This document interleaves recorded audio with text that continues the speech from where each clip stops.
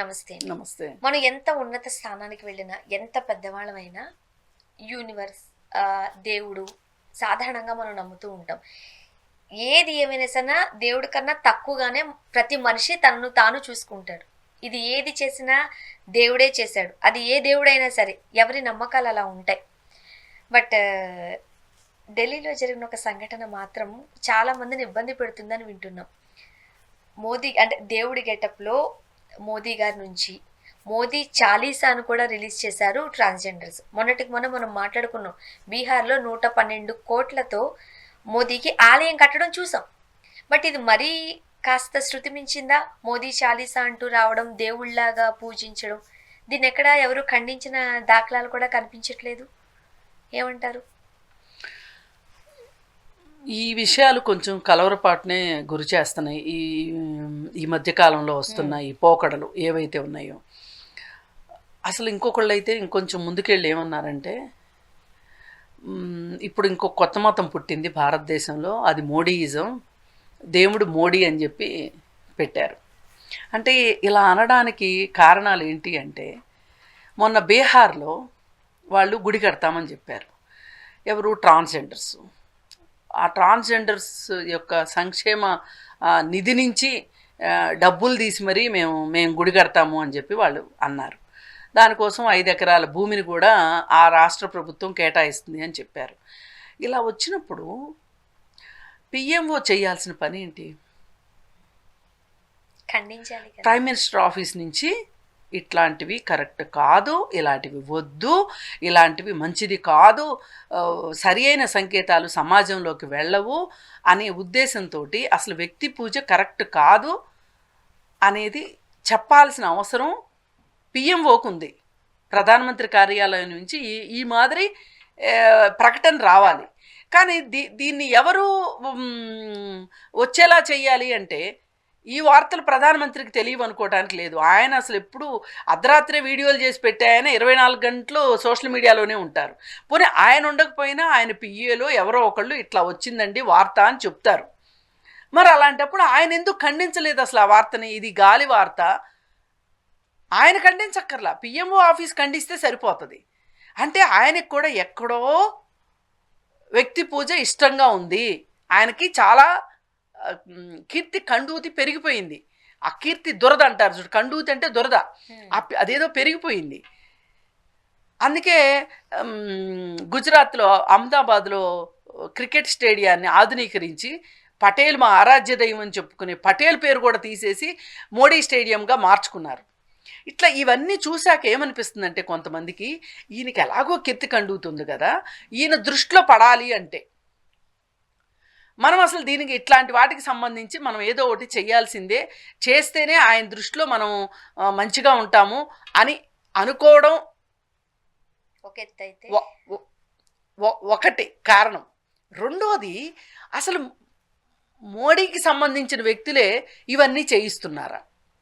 ఇప్పుడు మోడీకి సంబంధించిన వ్యక్తులే ఇది చెయ్యకపోతే పిఎంఓ నుంచి ఖండనలేవి. ఇప్పుడు వాళ్ళే మొదలెట్టి వాళ్ళే ఖండించుకోరు కదా. అంటే నాకు రెండో దానికే ఎక్కువ బలం అనిపిస్తుంది నాకు, మొదటి దానికంటే కూడా. పైగా ట్రాన్స్జెండర్స్ అలా చేసే అవకాశం లేదని మీకు చెప్పాను నేను. వాళ్ళకి ట్రాన్స్జెండర్స్కి సంబంధించి వాళ్ళని చాలా గేలి చేసేటట్లు, వాళ్ళని అసలు సభ్య సమాజంలో వాళ్ళని పౌరులుగా చూడని చట్టం ఒకటి తీసుకురావడానికి వాళ్ళు ప్రయత్నం చేశారు, అంతకుముందున్న చట్టాన్ని మార్చి. మరి దాని మీద ట్రాన్స్జెండర్లు చాలా పోరాటాలు చేస్తున్నారు. అట్లాంటి పరిస్థితుల్లో కొందరు ట్రాన్స్జెండర్లు వెళ్ళి ఈ పని ఎందుకు చేస్తారు? మాట్లాడుకున్నాం. సరే, ఇది అయిపోయిందా? ఇది అయిపోయాక ఇప్పుడు సాక్షాత్తు మోడీని ఒక దేవుడిలాగా అలంకరించేసేసి, ఒక వేషధారణ క్రియేట్ చేసేసి, హనుమాన్ చాలీసాలాగా మోడీ చాలీసాని చేసేంత దాకా ఇంత దుస్సాహసం చేశారు అంటే ఇది ఇది ఇది మంచిది కాదు. చరిత్రలో హిట్లరు, ముస్సోలిని ఇట్లాంటి వాళ్ళు ఎవరైతే ఉన్నారో నియంతలుగా మారి ఫ్యాసిజాన్ని తీసుకొని వచ్చి వాళ్ళకి నచ్చని జాతిని అంతమొందించాలని చెప్పి యూదు జాతిని మొత్తాన్ని అసలు ప్రపంచంలో లేకుండా చెయ్యాలి అని చెప్పి నా జాతే గొప్పది అని చెప్పి హిట్లర్ నమ్మి దాన్ని ఆశాంతం అసలు నమ్మటం కాదు ఇదే ఒక ఏమంటాము 10 కమాండ్మెంట్స్ లాగా ఫీల్ అయ్యాడు అతను. ఫీల్ అయ్యి అలా జర్మన్ దురహంకారం అనమాట అది. ఆ దురహంకారం ఏదైతే ఉందో అది మరి హిట్లరు చివరికి ఏమయ్యాడు, ఆత్మహత్య చేసుకుని చనిపోయాడు. అంటే ఇలాంటి వాళ్ళు ఏంటంటే ఒక ఎక్స్ట్రీమ్కి వెళ్ళిన తర్వాత ఒక వ్యతిరేకత వచ్చింది అనుకోండి, ఒక ఓటమి వచ్చింది అనుకోండి, దాన్ని జీర్ణించుకోలేరు. ఇప్పుడు దాకా వాళ్ళు చాలా ఎక్కువగా గ్రాండ్యూర్గా ఫీల్ అయిపోయారు. వాళ్ళు ఎక్కడికో తీసుకెళ్ళి పెట్టేసుకున్న తర్వాత ఓటమి వచ్చింది అంటే ఏదో పూలమ్మిన చోట కట్లమ్మటం అంటాను చూసారా, మామూలు సందర్భంలో అట్లా తట్టుకోలేరు వాళ్ళు. ఆ తట్టుకోలేక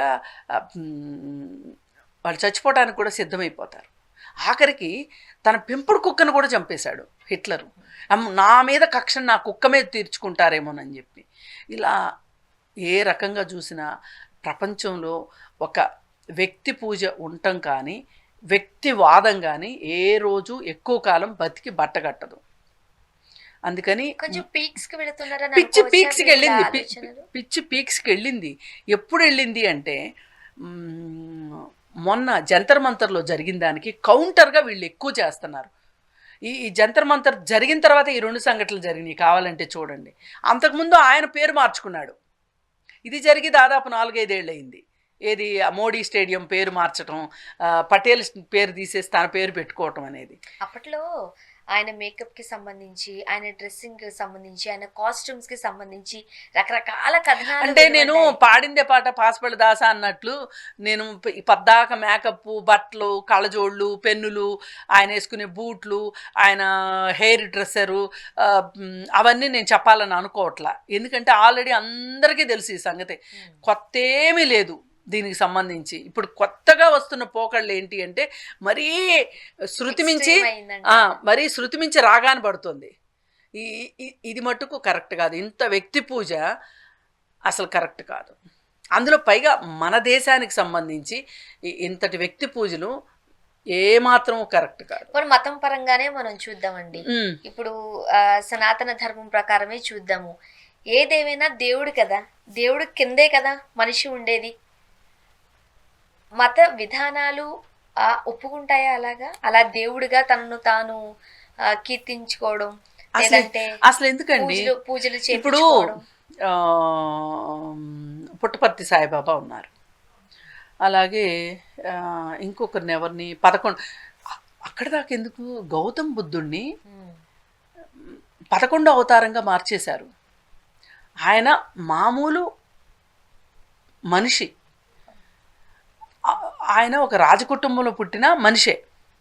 ఆయన ఈ రాజకుటుంబంలో పుట్టడం, అక్కడున్న పరిస్థితుల్ని ఆయనకి ఇష్టం లేక అసలు సత్యమేది అనేది ఎత్తుక్కోవటం కోసం ఆయన ప్రపంచ మార్గం పట్టి ఆయన అందరికీ తెలిసిందే బోధి వృక్షం కింద కూర్చొని ఆయన తపస్సు చేశారు. తపస్సు అంటే ఏం లేదు, ఒక మెడిటేషన్ చేశారు. ఆయన అర్థం చేసుకున్నారు. ఈయన ఒక అవతార పురుషుడని చాలామంది వచ్చి ఆయన పక్కన చేరితే ఆయనకి నేను అలాంటిది ఏం కాదు, నేను మనిషినే. మనుషులకు ఉండే అపోహలు, అసలు మనుషుల్లో ఉండే ఏ జాడ్యాలు ఏవైతే ఉన్నాయో, హింసకు సంబంధించి, డబ్బుకు సంబంధించి, సెక్స్కి సంబంధించి, అధికారము, హోదాలు, ఇట్లాంటి వాటి గురించి చాలా భ్రమలు ఉన్నాయి మనుషులకి. అసలు కోరికలే దుఃఖానికి హేతువు, ఇట్లాంటివన్నీ ఆయన కనిపెట్టి వీటిని ఎంతగా విస్తృతంగా ప్రచారం చేయాలో ఆయన ప్రచారం చేశారు. ఒక రకంగా బౌద్ధ ధర్మాన్ని, ఒక ధర్మాన్ని చెప్పాడు ఆయన. అంతేగాని నేను దేవుణ్ణని ఆయన ఎక్కడా చెప్పుకోలే. కానీ ఇప్పుడు కొంతమంది ఆయన్ని దేవుణ్ణి చేసేశారు. ఇంకొన్నాళ్ళు పోయిన తర్వాత అంబేద్కర్ని కూడా దేవుణ్ణి చేసేస్తారు. ఈ మధ్యకాలంలో ఈయన దేవుణ్ణి అనిపించుకోవాలనే కోరికలో ఈయన ఉన్నాడు. ఇది హిందూ మతం ఎట్టి పరిస్థితుల్లోనూ యాక్సెప్ట్ చేయదు. అసలు హిందూ మతం వేరు, హిందుత్వ వాదం వేరు. నేను ఎప్పుడు చెప్తుంటా, నేను హిందూ మతానికి వ్యతిరేకిని కాదు, అన్ని మతాల్లాగే ఆ మతం కూడా, ఆ మతంలో కూడా ఏమైనా అసమానతలు ఉండొచ్చు, జాడ్యాలు ఉండొచ్చు, లేకపోతే మనం సరి చేసుకోవాల్సిన విషయాలు హిందూ మతంలో ఉండొచ్చు. ఇదే క్రైస్తవ మతానికి వర్తిస్తుంది, ఇదే ముస్లిం మతానికి వర్తిస్తుంది, ఇదే పార్సీ మతానికి వర్తిస్తుంది. ఏ మతము అనేది కూడా ఈ రోజు వరకు మహిళ విషయంలో కావచ్చు, కొన్ని కొన్ని ధర్మాల విషయంలో కావచ్చు సంపూర్ణంగా లేదు, పరిపూర్ణంగా లేదు.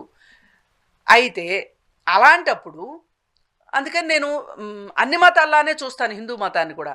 కానీ హిందూ మతాన్ని బేస్ చేసుకుని హిందుత్వవాదులు అని చెప్పుకుంటారే, వాళ్ళతోటి అసలైన ప్రమాదం. వీళ్ళు ఈ కేటగిరీ మనుషులు అనమాట. వీళ్ళకి ఏమనిపిస్తుంది అంటే, ఇప్పుడు ఈ కలియుగంలో మనం అవతార పురుషులమి. ఇప్పుడు కల్కి అని ఒక దేవుడు వచ్చాడు, గుర్తున్నాడా మీకు? కల్కి అవతారం. నేను దేవుడు అని చెప్పుకున్నాడు. కొంతమంది భక్తులు పాప అమాయకంగా వెళ్ళి అవును నిజమే ఈయన దేవుడు అనుకున్నారు.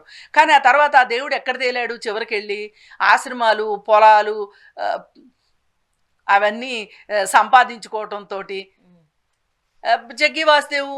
ఇప్పుడు వీళ్ళు ఏంటంటే జనాలకు ఆల్రెడీ ఎంతో కొంత ఇట్లా చెప్పుకుంటే ఒక నెగిటివ్ ఫీలింగ్ వచ్చేసింది కాబట్టి వీళ్ళు ఇంకొక రకంగా ప్రొజెక్ట్ చేసుకోవాలని చూస్తారు.